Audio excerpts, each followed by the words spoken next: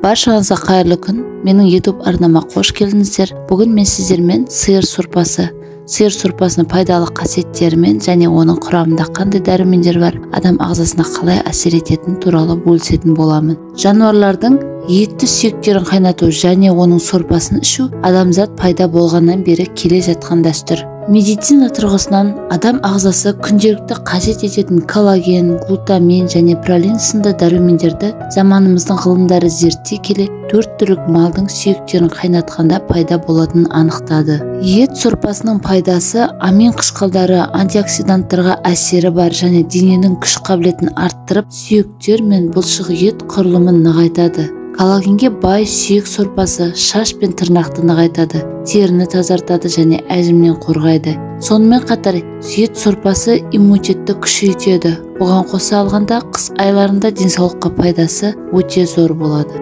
Және де ет сорпасының құрамында бізде коллаген витаминіне бай, сонымен қатар құрамында темір, кальций, Д дәрумені, С және Б1 дәрумені, яғни тиамин болады. Коллагеннен алынған желатин ұйқыны реттеуге және көңіл-күйді көтеруге пайдасы бар. Қайнатылған сүйек сорпасының тағы бір маңыздысы глютамин витамині.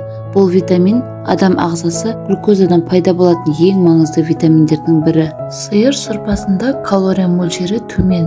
Сондықтан ол салмақ жоғалтқандар мен фигураны ұстайтындарға диетасына енгізілген.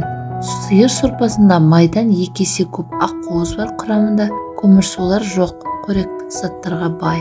Ас қорыту жүйесіне келсек, сорпадағы макро, микроэлементтер, дәрумендер, минералдар асқазанға тез сіңіп, ас қорыту жүйесіне артық салмақ түсірмейді. Сиыр еті баланың асқазаны жақсы қорытады, сондықтан балаларға сорпа беруге болады. Сиыр етінің сүйек сорпасы ас қорыту жүйесі үшін пайдасы дәлелденген. Пісіру кезінде сүйек тіндерінен желатин бөлінеді. Бұл ас қорыту шырындарының қарқынды бөлінуіне ықпал етеді. Ас қорыту шырындары сорпадағы ақуызды жақсы сіңіруге көмектеседі. Сиырдан немесе жүректен жасалған жеңіл сорпа асқазанға шамадан тыс тамақтану және тамақтан улану кезінде ең жақсы көмекші болады.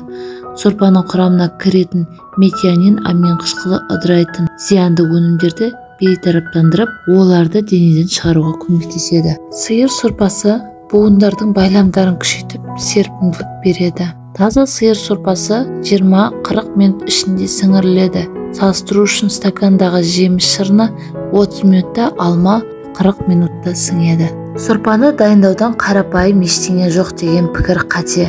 Сиыр етінің сорпасы бірнеше құпияны білсеңіз дәмді болып шығады. Ет пен сүйекті бірге пісіргенде оны қысқа мерзімде жүйелі түрде жеуге болады. Бірақ сүйекпен бірге ұзақ уақыт қайнау қажет. Сүйекті ет 6 мен 8 сағат арасында суда қайнағанда еттен де сүйектен де бөлінген дәрумендер толықтай суға сіңеді және ет пен сүйек бір-бірінен ажырап жеуге де ыңғайлы болады. Егер де сізге сиыр сорпасын нақтылау қажет болса, онда пісіру кезінде жұмыртқаның ағын қосып, содан кейін сорпаны дәке арқылы сүзіп алыңыз. Ақуыздар кірді, ілінген заттарды сіңіріп, сорпа мөлдір болады. Бүгінгі пайдалы ақпаратым сіздерге ұнады деген сенімдемін. Маған лайк басып, каналыма жазылыңыздар. Сұрақтарыңыз болса комментарияға жазыңыздар. Міндетті түрде жауап беремін. Көріп тыңдағандарыңызға рахмет.